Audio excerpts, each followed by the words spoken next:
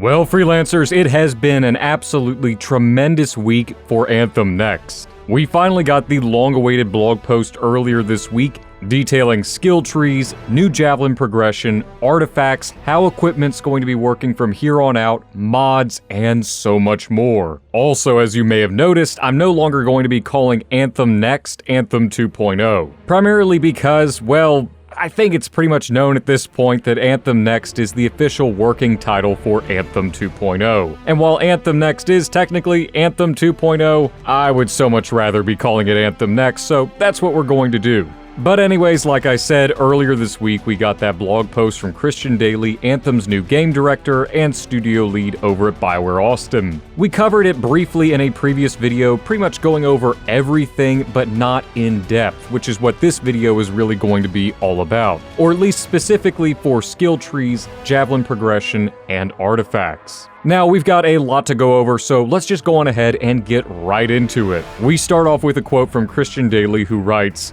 "When considering how you grow and become more powerful in Anthem, we observe that pilot level isn't a satisfying measure of your progress." So we went out to answer the question, what would it be like for freelancers to become more skillful at piloting each javelin? We've been exploring the idea of javelin experience and levels, which allow you to permanently unlock abilities for your javelins that you can then customize further with mods. We're currently testing these ideas via a new skill tree system. In this system, each javelin would have a basic skill tree, where all baseline abilities, passives, triggered abilities, and stat boosts for your javelin can be unlocked.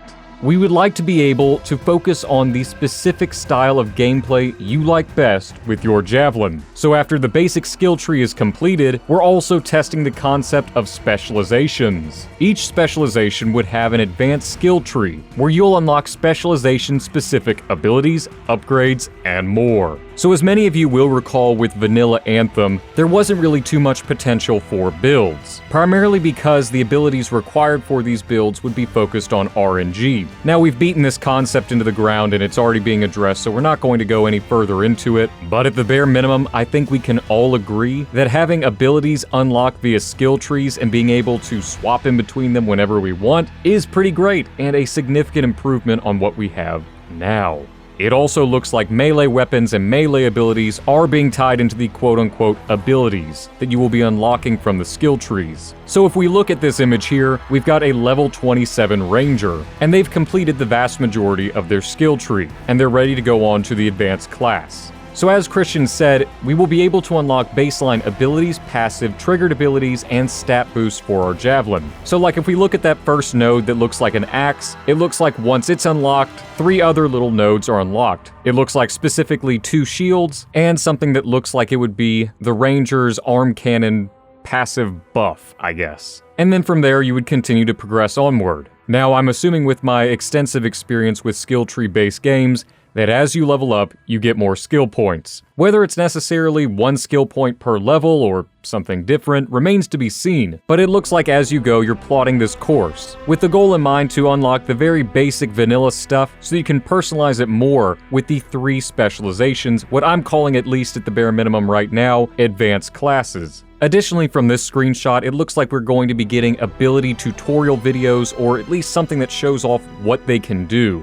Such as the Ranger ultimate ability Seeker Missile, I'm sure would play some sort of video and give a description as to what the ability does and what it looks like it can visually do. Kinda like a tutorial in a way, but more like a preview menu. You then see that we've got 3 class specializations. You've got the captain, you've got the longbow, and you've got the soldier. So what's so special about these 3 specializations? Well, as Christian said, they want to tailor more to specific types of playstyle, and I'm assuming these advanced classes will be our best avenues possible to achieving that experience. As he says, each specialization would have an advanced skill tree where you would unlock specialization-specific abilities, upgrades, and more. So I think it's pretty safe to say, like in SWTOR, or literally any other skill tree-based game ever with advanced classes, they'll have some sort of specialization like either DPS, support, tanking, etc. So for an example, let's look at the Colossus. It has 3 skill trees. One of them could be focused on being a tank. Another one could focus on it being just a pure artillery javelin, specializing more in weapons and mortar fire and so on and so forth. And then the final one focusing more on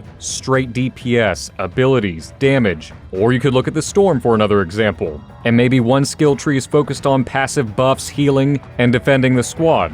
Another one could be straight up focusing on abilities only and never touching your weapons ever again. And then another one could be focused on survivability, making that big beautiful bubble nearly impregnable. I think that there is a ridiculous amount of potential with these skill trees. And yes, for those of you who asked in the previous video, I am almost 100% sure at this point that each one of these classes would have their own unique ultimate ability. I couldn't imagine them all sharing the same ultimate ability and just having various different passive buffs, triggerable abilities, and so on and so forth. I think each one individually needs their own ultimate. Furthermore, this gives BioWare an untold amount of potential here to add more abilities into the future. If we look at this GIF that came along with the blog, you can see that the longbow specialization features primarily ordnance-focused abilities, or at least their icons seem to show a whole lot of firepower and abilities. Now, whether or not this means this class would be the ability-centric or the ordnance-centric class, I don't know. We really don't know too much, and I really don't want to speculate too much, because I don't want people coming back and being like, oh, but your Anthem said that this is how it was going to work. I don't know, but based on what I've seen here and something that we're going to cover in the next video, you'll understand why my train of thought is along these lines. We'll break down skill trees a little bit more in the future and have our own speculation, especially after, and I can't stress this enough, the next video. It'll all make much more sense. So moving on, let's talk about one of the 11 new equipment slots, and that being the artifact. To quote Christian Daly, we've heard from you all that components feel like nothing more than stat modifiers. With that in mind, we're also experimenting with a new artifact system to replace them. Artifacts are pieces of super-powered tech that sets your Javelin and Freelancer apart. Each Javelin type would have a distinct artifact, centering towards a class fantasy. For instance, your Ranger's rocket pod would be upgraded into the Skyfell Launcher artifact, a pair of back-mounted pods that transform into powerful rocket launchers. These artifacts would change in appearance depending on what parts you equip. There's also an opportunity to allow for more interesting decision-making. The parts you equip would contribute to a powerful passive ability generated by the artifact. So let's hop back for a second and go back to the loadout menu. There you can see the Skyfell Launcher artifact, and underneath it there are 3 additional slots. I'm assuming those are the parts that would upgrade the launcher and give us that passive ability. Now you can already see the Skyfell Launcher pods on this Javelin model, and already I dig that so much. I like the idea of physically being able to see what you have equipped on your Javelin. That's one of the biggest issues I had with Marvel's Avengers when I played it. You had all these cool items and objects and whatever else attached to your character, but you never saw it physically represented. Well, here you go. Now you've got them physically represented on your Javelin. And you kind of get a better look at the Skyfell Launcher pods when you go over to the skill tree and you look at the longbow with both the pods aimed upward. Let's all be honest with each other, that's pretty badass. But my initial impressions are as follows. Number 1, will there be more than one artifact? Will there be an artifact for the captain, the longbow, and the soldier? Or is there just one that they all share? It does look like from this GIF that there are upgraded versions of these launchers that we can find out in the world and loot. It also looks like these Skyfell launchers, or the artifacts at the bare minimum, do have 2 stats attached to them, and will of course have better stats the higher rarity they are. But another question I have is, what kind of passive abilities are we looking at? So let's say for one of the parts that we equipped the Skyfell launcher, that it's similar to, the component emergency power. We equip it to the Skyfell launcher, and one of the passive abilities that we get is more or less what that component did. If our health drops below a certain percentile, we get our ultimate ability back instantly. Is that the passive ability route we're going down? Or is it something more, baseline, where let's say your right bumper ability does 50% more damage? Of course, this is all speculation and we don't know quite yet. Additionally, this thing is called a quote-unquote artifact. I don't see anything that particularly makes it look old or ancient or an artifact. Is it Shaper in origin? Which I cannot tell you how much I doubt that. I doubt a Shaper Relic one day was like, oh, you know, I'm kind of just feeling like making a Skyfell launcher for this random javelin. Here you go.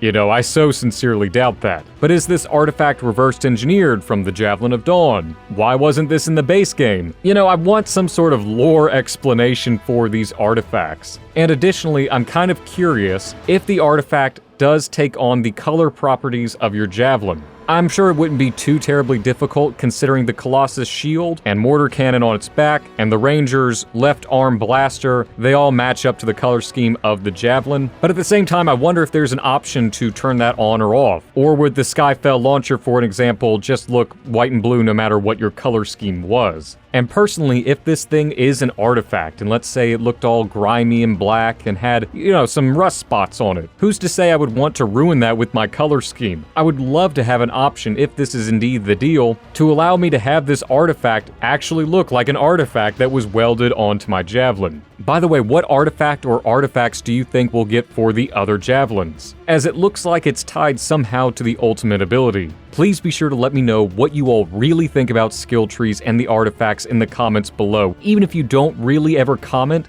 I would love to know your feedbacks and opinions. And I will reply as always if there's conversational potential and if I have the time. And if you enjoyed this video and want to stay up to date on all things about Anthem Next, from skill trees to weapons and more, then please be sure to leave a like and subscribe, as it really does help me out and allows me to reach more freelancers just like you. I hope all of you fantastic freelancers have an absolutely phenomenal day as always, and I'm looking forward to seeing each and every last one of you in the next video very soon. And remember, freelancers, we are strong alone, but we are stronger together.